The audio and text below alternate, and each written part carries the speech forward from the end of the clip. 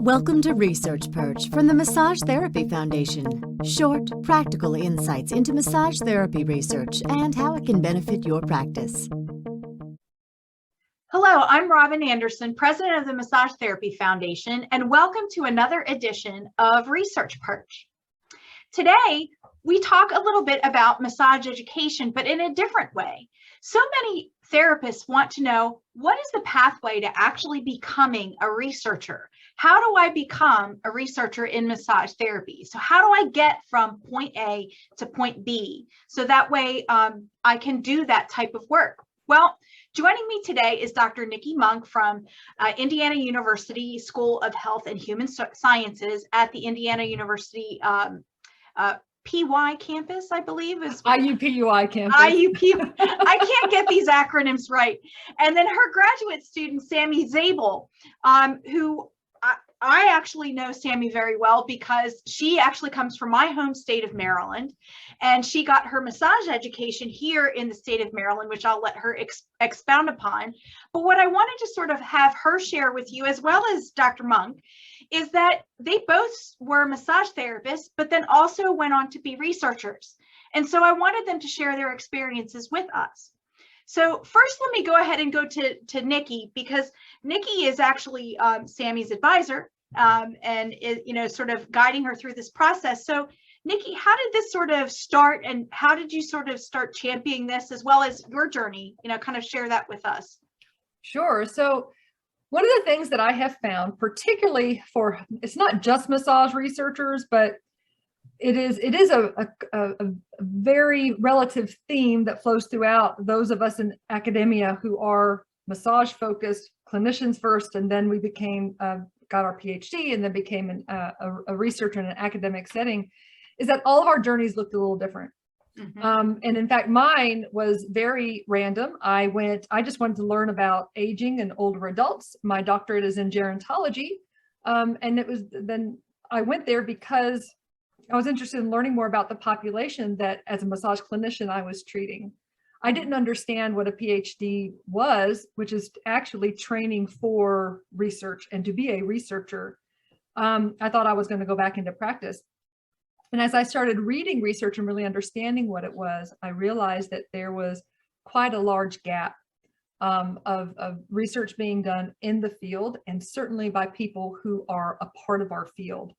And one of the challenges that those of us who have earned a PhD, massage clinicians who have earned a PhD, have faced historically is getting access to a program that is reasonable for us to get a PhD in as massage clinicians.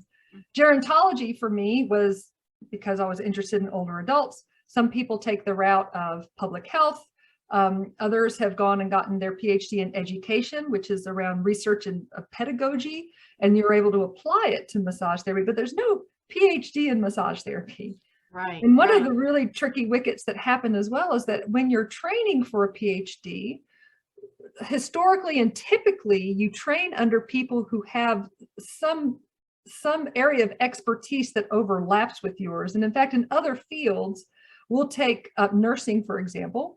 Somebody who's coming and getting their PhD in nursing are going to be in a PhD program and training under somebody who also has a PhD in nursing as a clinician, and you're able to train under somebody who has that expertise area, right?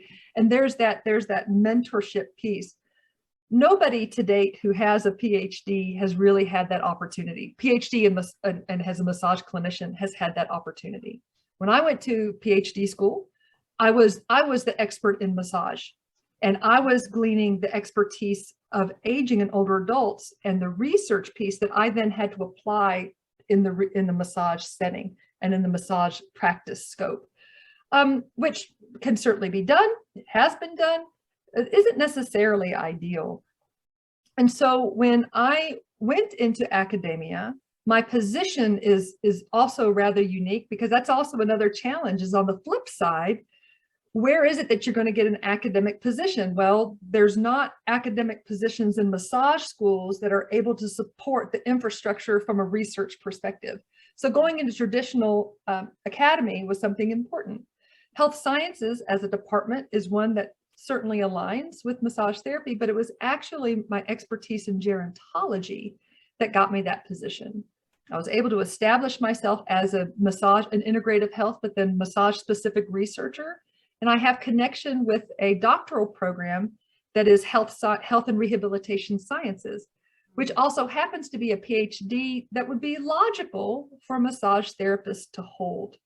And I highlight that because other PhD programs can be a little challenging, right? So in medicine, some people go and get a PhD in neuroscience or in particular components of medicine, or just in medicine, internal medicine or what have you, and they become physician PhDs, right? And they're training in that regard.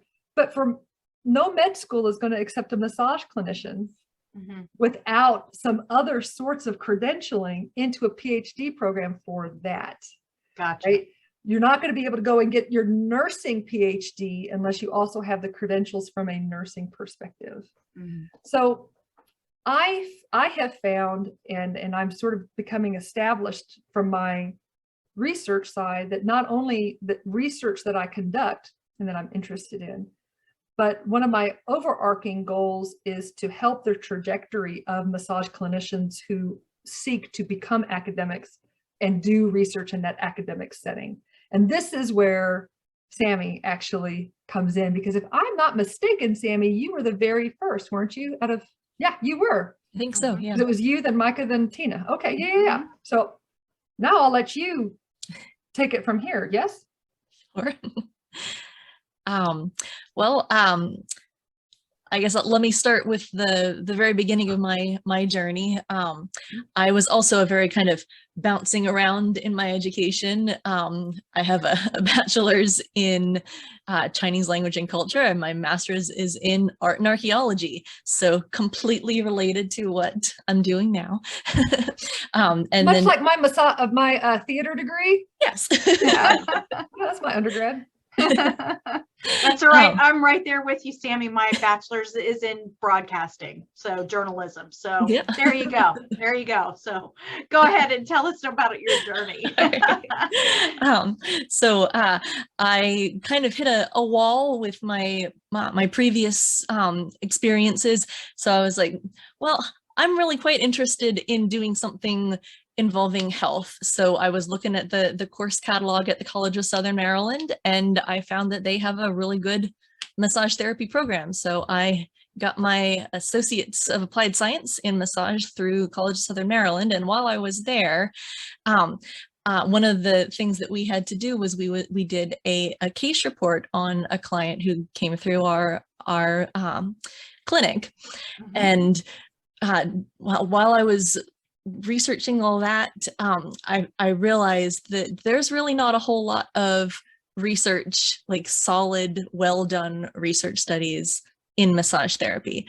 So I thought, why the heck can I not be one of the people who helps develop the research in massage? So talking to Tara McManaway, my instructor at CSM, she said she met with Dr. Munk at, I forget which conference it was, but there was an opening in the department here at IUPUI, and she said, why not apply? So I was like, well, why shouldn't I apply?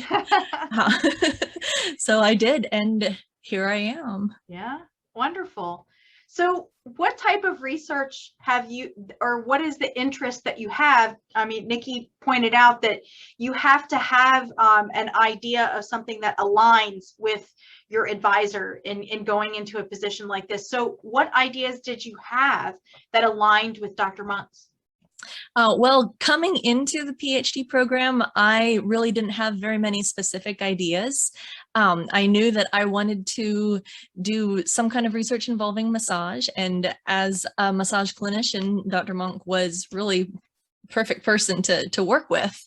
And as I moved through the program and started to think a little more specifically about what I wanted to do, I got really interested in, first of all, how can massage help mental health, which I think is a really important topic, really applicable to a lot of things that massage therapists and clients are doing right now. Yes. And also it aligns with a lot of the goals, research goals for like the National Institutes of Health and Massage Therapy Foundation, all kinds of research-oriented institutions.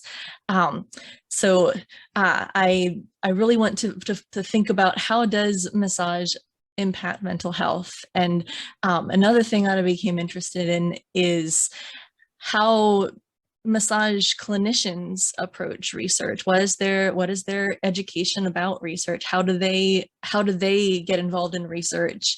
What do they know about it?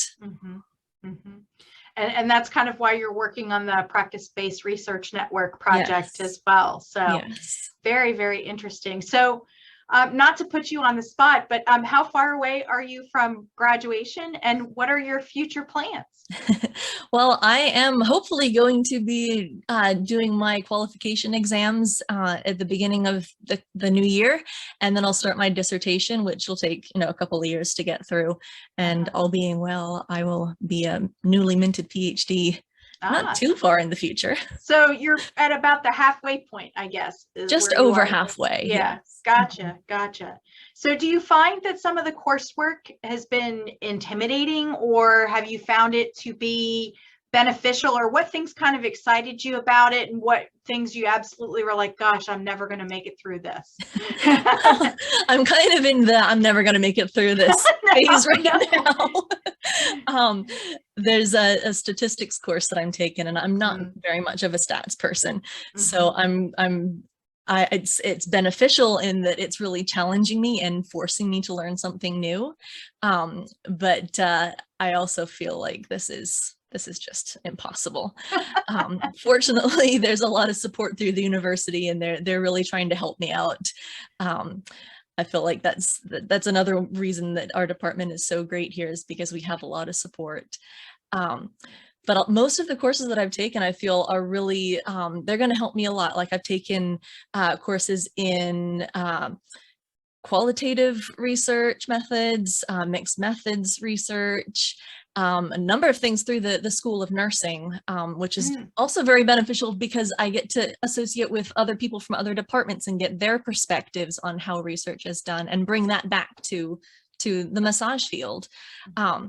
And I feel like we can learn a lot from other fields to grow our research understanding in the massage field by looking at other people and their experiences. Yeah, massage therapists are not so different. When you look at other allied health professionals, it is beneficial to be able to, work with others in other fields and seeing what things they are discovering and how they're approaching research, so that a lot of things potentially apply. So very interesting points. So Niki, let's try to help some of our listeners here in terms of going down this pathway. So say I'm in massage school right now, and I'm listening to this podcast, and I'm like, I really want to do this. I want to be the next Sami. How do I do this? How do I start?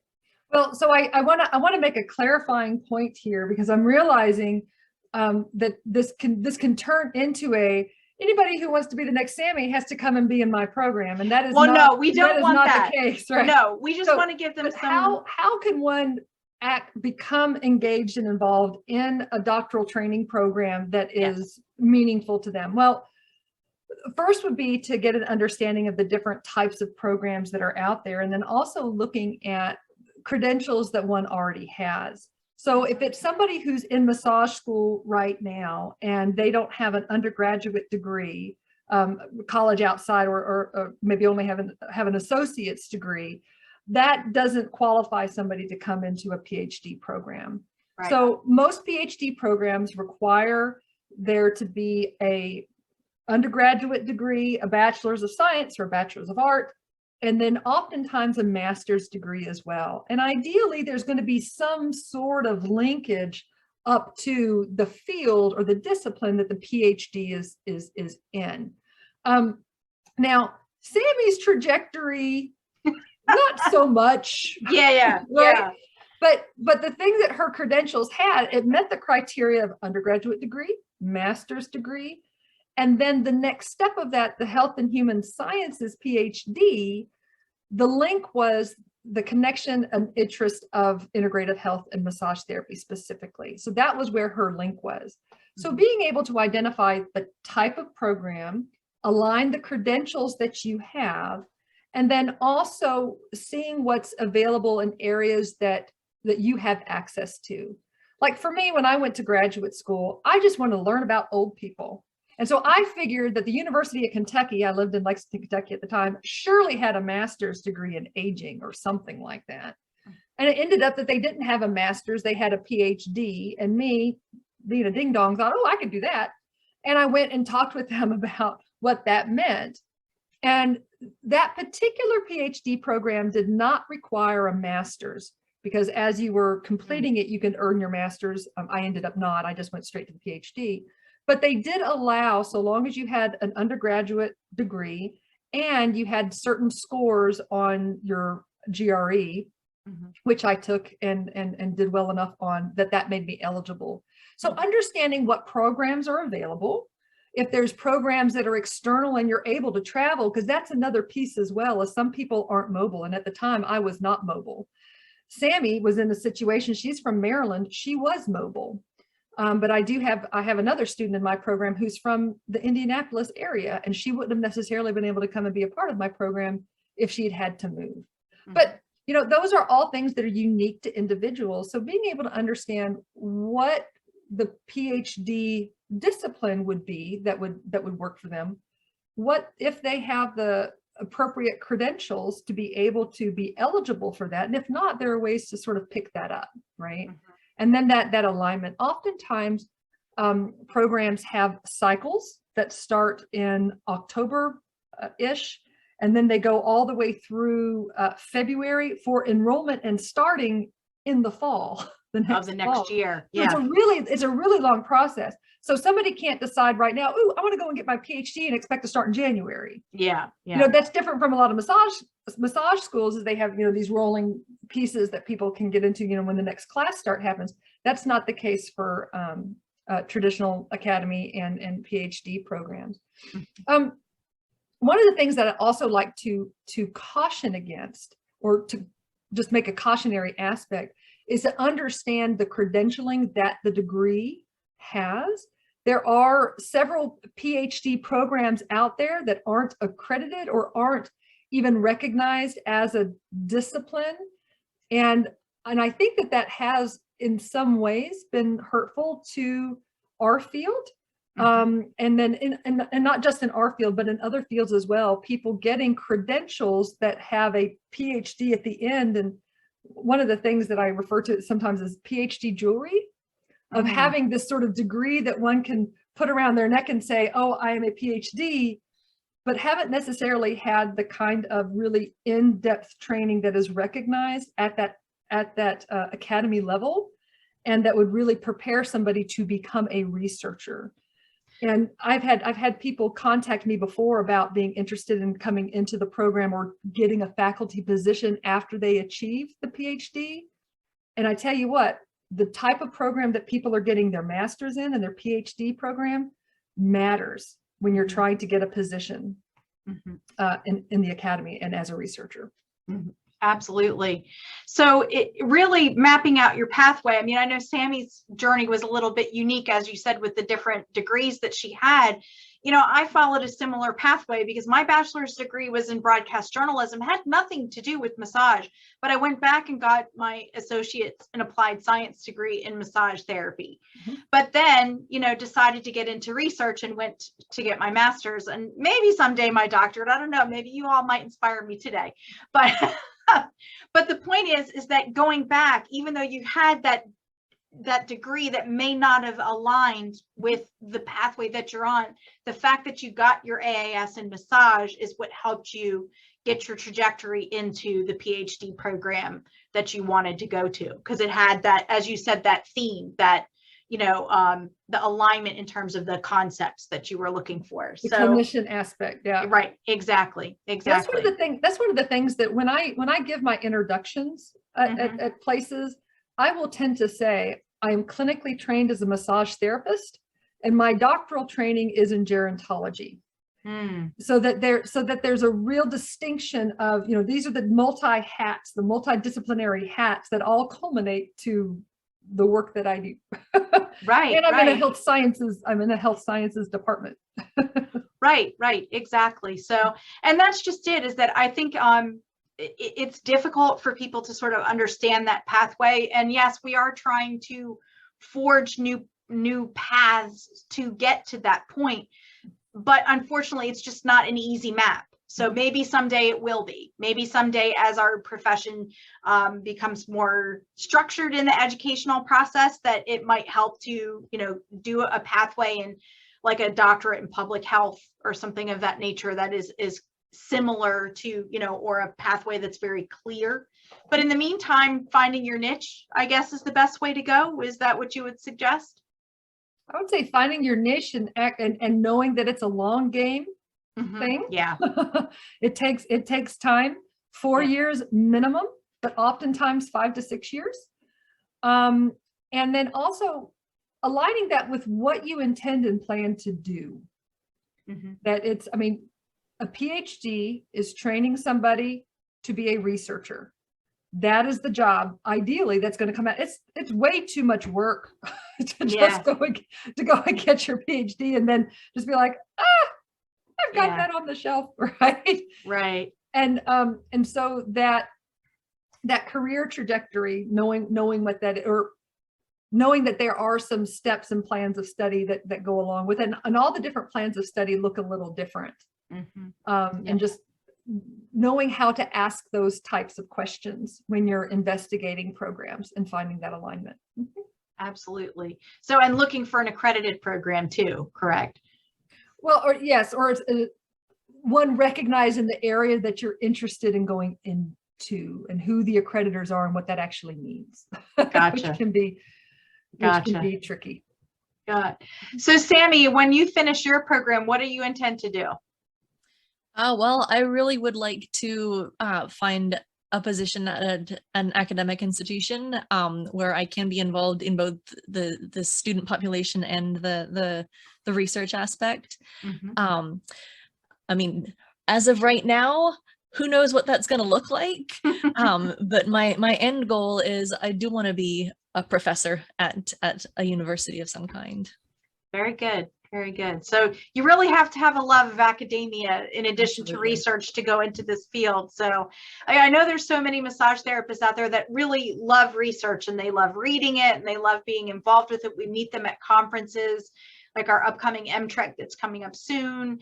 And it's really great to see that. But this kind of pathway is definitely a strong commitment with an alignment, not just in research, but in academics as well. And I think you're making a really great point that I just want to highlight. Getting the PhD and that level of research engagement and involvement, and the level that you're intersecting research, is not for everybody. Right, exactly. Right? But it doesn't mean that it's the only way that somebody can be engaged and involved in research. And I think that's a really important distinction. There are all manner of different ways that massage clinicians can be involved in research. But if somebody wants to be a lead researcher, going out and getting the funding, asking the research questions, leading the research team, being a part of the academy such that it's developing the next level of researchers, potentially in, if the massage field aligns more with the academics, being able to educate in that way as well, working within the structures that currently exist and that research functions within, then that PhD is an important part of that puzzle. There's many routes to go on that. But one of the things that I have hoped, and in fact, when you were talking with your earlier mentor, that was at the AFMTE conference, which is what does the acronym stand for, Robin? It's the Alliance for Massage Therapy Educators. Yes, so. Yes. And one of the pieces that I was there talking about was the role that massage schools have in potentially identifying people who would be good fits for this. Yes. Because I was in a massage school for many years, And there were students that it would be like, you would be really good to go and get additional education and go and do the academic route. You know, people who had these other backgrounds and loved school so much that it was just like you might be a good fit for that. And people at that massage school level are really great candidates to help identify and help to open up just other career paths that still include massage, still could also include the clinical track with that, that also require additional education and help and benefits the field overall. Yep. So I guess, Sami, you have a lot to thank for your Professor Tara McManaway, since she did that sort of thing at that conference and kind of helped foster that. So all of us that are massage therapy educators out there, maybe we should sort of take note and say, look, you know, you have a bright student in your class, encourage them to go and go that route, so that way they can eventually maybe go into research and be a valuable asset to the profession in a way that we need, because, you know, the Niki Munks of the world aren't going to be there forever. So we need somebody to follow in your shoes. So I hope so. I hope I'm training them right now. Yeah, that's what we're hoping for. So, all right. Well, thank you both for joining us today. I really hope that we've been able to sort of shed some light on sort of giving that educational pathway to research, so that we can again benefit our profession. So thank you very much. Have a great day. Thank you so much. This episode of Research Perch has been brought to you by NMT Midwest, home of Precision Neuromuscular Therapy Seminars. Learn more at pnmt.org.